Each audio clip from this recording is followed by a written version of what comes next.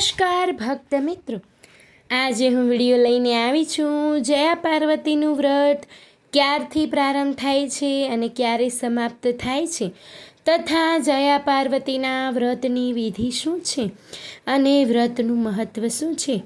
તો ચાલો ભક્ત મિત્રો વિડીયોની શરૂઆત કરીએ।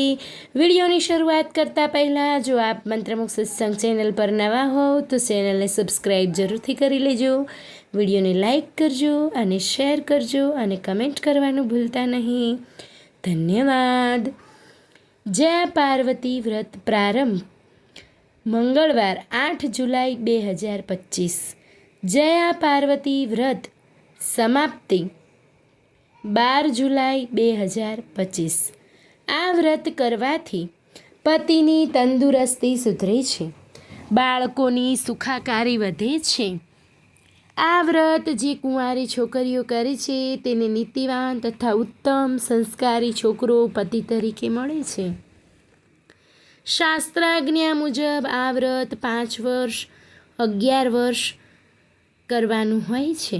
વ્રત પૂરું થયેથી લોકાચાર મુજબ જાગરણ કરવાનું હોય છે।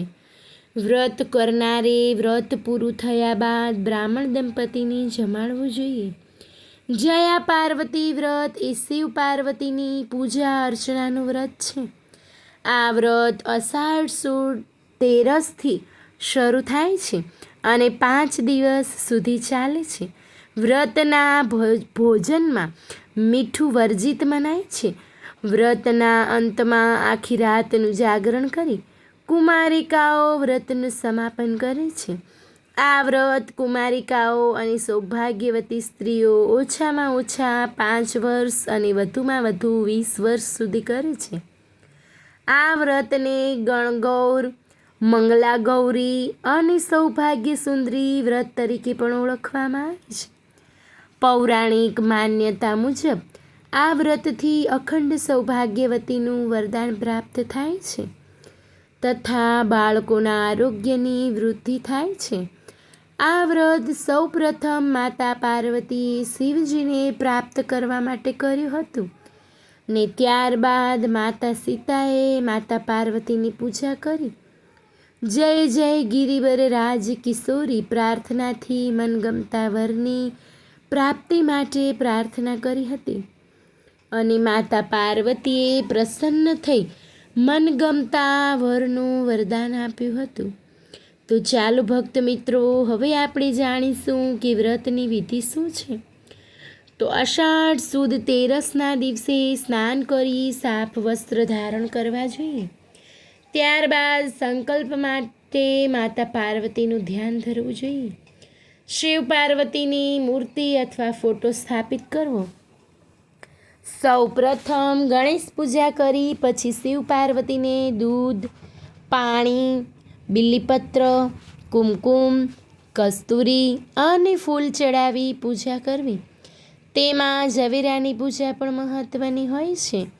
કોઈ પણ ઋતુફળ અથવા નારિયેળ અર્પણ કરવા, પછી વિધિ વિધાનથી 16 પૂજન કરવું।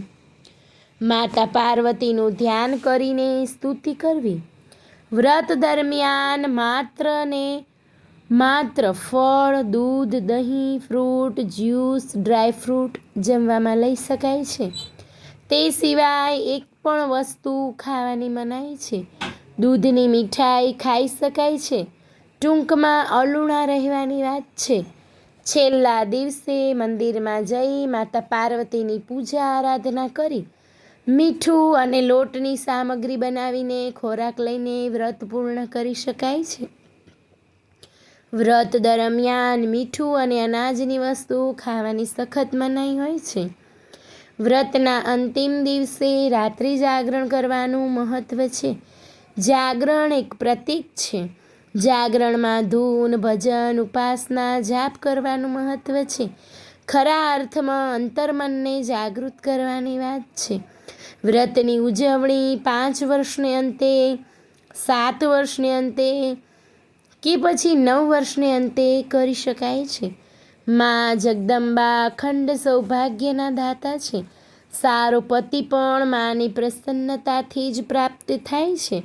એટલે ખાસ કરીને સ્ત્રીઓ અને નવજવાન દીકરીઓ આ પ્રકારના આશીર્વાદ મેળવવા માટે આવા વ્રત કરીને માની પ્રસન્નતા મેળવે છે.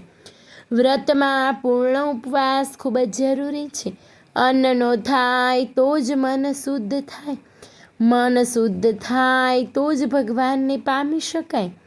તેથી પૂર્ણ ઉપવાસ માટે મીઠાનો તથા અનાજનો ત્યાગ કરી અલુણા રહેવાનું હોય છે.